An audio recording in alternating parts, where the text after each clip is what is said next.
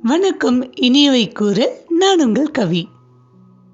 ஒரு சிறிய கிராமத்தில் ஒரு விவசாயி தன் சொந்த குடும்பத்துடன் வாழ்ந்து வந்தான். அந்த கிராமத்தில் சுட்டெரிக்கும் கோடைக்காலம்.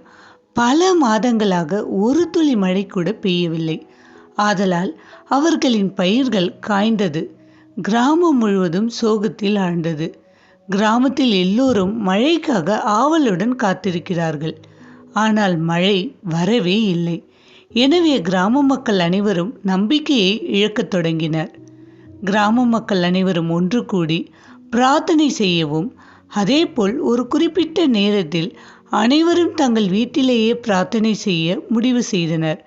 ஒப்புக்கொள்ளப்பட்ட நேரத்தில் அந்த விவசாயி அவரது மனைவி மற்றும் 6 வயது மகளுடன் பிரார்த்தனை செய்ய கூடினார். அவர்கள் மூவரும் கைகளை கூப்பி அமர்ந்து மிகவும் கவலை தோய்ந்த குரலில் கண்ணீரை மறைத்து கடவுளிடம், நீங்கள் உங்கள் குழந்தைகளின் பிரார்த்தனையை கேளுங்கள். எங்கள் பயிர்கள் கருகிவிட்டன. தயவு செய்து மழையை விரைவில் அனுப்புங்கள். சிறுமியும் கடவுளிடம் பிரார்த்தனை செய்தாள். கடவுளே, என் அப்பா மிகவும் வருத்தமாக இருக்கிறார். நீங்கள் எல்லாவற்றையும் செய்யக்கூடியவர் என்று அப்பா சொல்லி இருக்கிறார். ஆகவே எங்கள் கிராமத்தில் மழை பெய்ய செய்யுங்கள். சிறிது நேரம் கழித்து பிரார்த்தனை முடிந்தது. இப்படி கிராமத்தில் ஒவ்வொரு குடும்ப உறுப்பினரும் தங்கள் சொந்த வழியில் பிரார்த்தனை செய்தனர். அடுத்த நாள் மாலையில் அந்த விவசாயி தன் நிலத்தை பார்க்க சென்றார். அப்பொழுது அவரது மகள் ஓடி வந்து, அப்பா, எங்கு செல்கிறீர்கள் என்று கேட்டாள். அதற்கு அந்த விவசாயி, நம் நிலத்தில் சில வேலைகள் உள்ளது, அதை நான் செய்ய போகிறேன் என்றார். அதற்கு அவர் மகள், நானும் உங்களுடன் வருகிறேன் அப்பா என்று கூறிவிட்டு தன் வீட்டிற்குள் ஓடிப்போய் ஒரு குடையை எடுத்து வந்தாள். உடனே அப்பா மகளிடம், ஏன் குடையை எடுத்து வருகிறாய்? இது மதிய வேலை இல்லை, மாலை நேரம் ஆகிவிட்டது, வெயிலும் இல்லை, பின் ஏன் குடை என்றார். அதற்கு மகள் கூறினாள், அப்பா, நாம் சிறிது நேரம் முன்புதான் பிரார்த்தனை செய்தோம் மழை வர வேண்டும் என்று. குடை இல்லாமல் சென்று மழை வந்து நாம் நினைந்துவிட்டால் அதற்காகத்தான் இந்த குடை என்றாள். அப்பா தன் மகள் கூறியதை கேட்டு திகைத்தார். தன் மகளின் நம்பிக்கையை கண்டு வியந்தார். பின்னர் அவர் தன் மகளின் அப்பாவின் முகத்தை பார்த்தார். அந்த நேரத்தில் தன் மனதிற்குள் சொல்லிக் கொண்டார், பிரார்த்தனை செய்வது நல்லதுதான், ஆனால் அதைவிட முக்கியமானது நாம் வேண்டியபடியே நம் பிரார்த்தனைகள் நிறைவேறும் என்று நம்புவது என்பதை உணர்ந்ததும் தன் மகளை தூக்கி கைகளில் வைத்து அவள் நெற்றியில் முத்தம் கொடுத்தார்.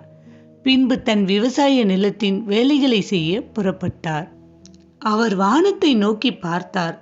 மழை வருவதற்கான எந்த அறிகுறியும் இல்லாமல் தெளிவாக மேகம் இருந்தது. அன்று இரவிலிருந்து அடுத்த 3 நாள் மழை கொட்டி தீர்த்தது. இதுவரை அக்கிராம மக்கள் இப்படி ஒரு மழையை பார்த்ததில்லை.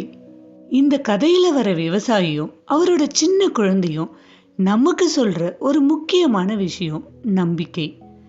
இந்த கிராமத்துல கடுமையான வறட்சி காரணமா கிராம மக்கள் எல்லாருமே கடவுளிடம் பிரார்த்தனை செஞ்சாங்க.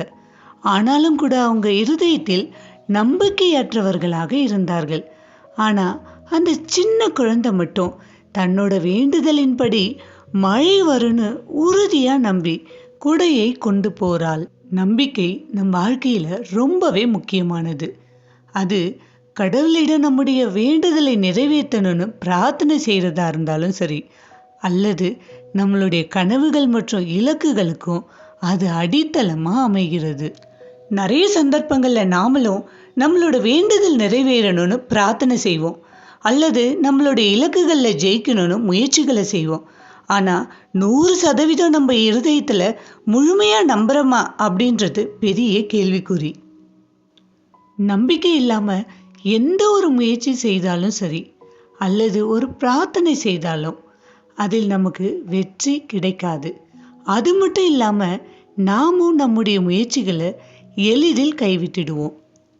அதுவே நாம் எதையாவது முழுமையா நம்பும் பொழுது அது நடக்கிறதுக்கான வழிகளில் செயல்படுவதற்கான வாய்ப்புகள் அதிகம். உதாரணமா சொல்லணும்னா, நீங்க பெரிய இலக்குகளை அடைய ஆசைப்படுவீங்க. ஆனா இதெல்லாம் செய்யறதுக்கு நமக்கு டேலண்ட் இருக்கா, நம்மளால இதெல்லாம் செய்ய முடியுமா அப்படின்ற சந்தேகத்துடன் அணுகினால் அதற்கு தேவையான முயற்சிகளை மேற்கொள்ளவோ அல்லது தடைகள் நிறைய வருதுன்னு நம்மளோட முயற்சிகளை கைவிட்டுடுவோம். அதுவே நீங்க உறுதியான நம்பிக்கையோடு இருக்கும் பொழுது உங்களுடைய நம்பிக்கை ஊந்துதல் தரும். அந்த ஊந்துதல் உங்களுடைய கனவுகள் வெற்றியடைவதற்கான செயல்களாக மாறும்.